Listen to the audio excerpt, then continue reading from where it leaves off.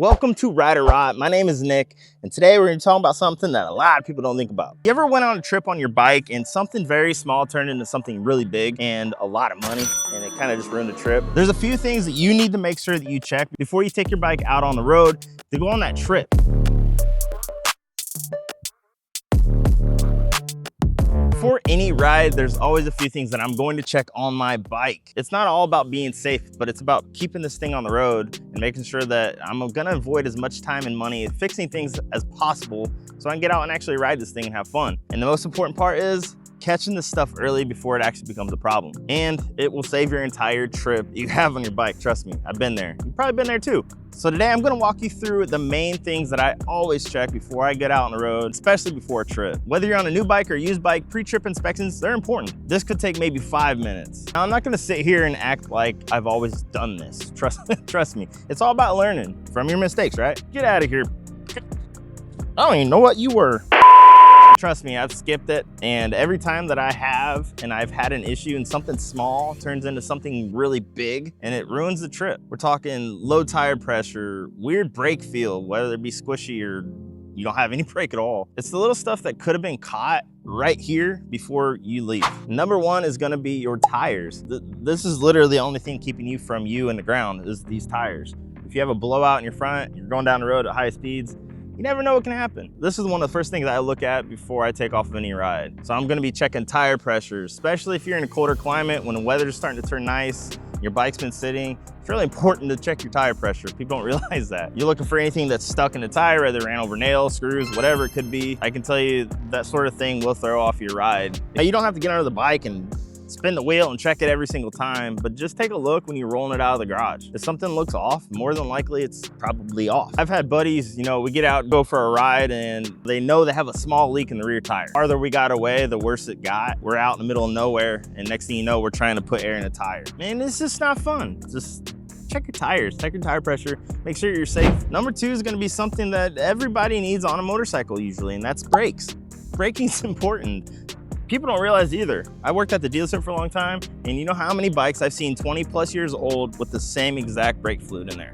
Brake fluid breaks down after time, guys, so make sure you check your brakes, grab a hold of the brake when you're pulling the bike out of the garage, front and rear, just to make sure you got brakes, because the worst thing is running down the road 50 miles an hour and you go to hit that brake and there's nothing there. It's not a good feeling. Now, if you ride your bike enough, you know the feel of how the brake's supposed to feel, how you have it set up, how much pull you got in the actual lever itself. And yeah, check your brakes. Number two, make sure your throttle feels good. Now, whether you got throttle by wire, you got a cable throttle, make sure the throttle's not sticking. Simple, makes sense. A lot of this is common sense. This isn't about being a mechanic. This is about knowing how your bike should feel. And if it doesn't feel right, then you address it. Number three is gonna be fluids. Now, I'm not necessarily talking about make sure you have fluid in your bike. It's checking underneath the bike, seeing if you have any leaks, seeing if anything's seeping oil, fluid, transmission, brake reservoir. Having a leak shows that there's an issue. So in time, yeah, maybe that leak is just gonna be seeping. But down the road, that thing could cause you issues. So get ahead of it early, whether it's a gasket, seal, whatever it is. Now, you're not tearing the whole bike apart. It's just visually. Just look underneath it, look around it, let's make sure everything's in order. Most problems, before they become a big problem, give you signs. And those little signs are what a lot of people ignore.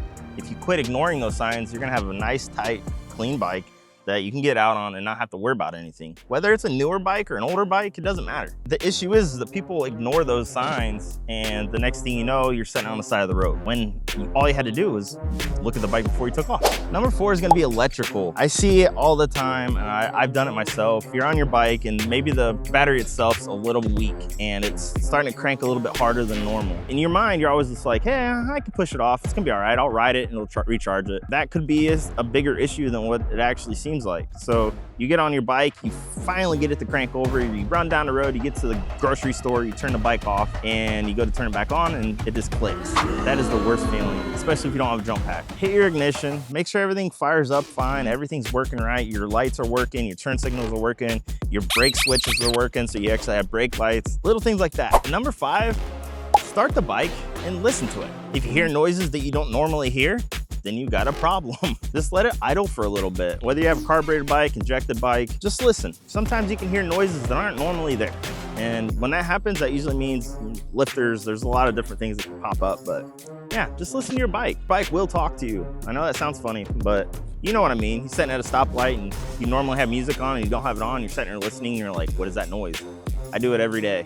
It's a Harley, they make noises. But you need to know what noises are good noises and what noises are bad noises, so learn your bike. Now, none of this is all about being overly cautious. I don't want you guys to think that. It's about respecting what you're riding. It's about taking care of what you have. If you take care of this bike, the bike will take care of you. Especially out if you're doing a long trip, you have to keep an eye on the little things. Those little things always turn into big things.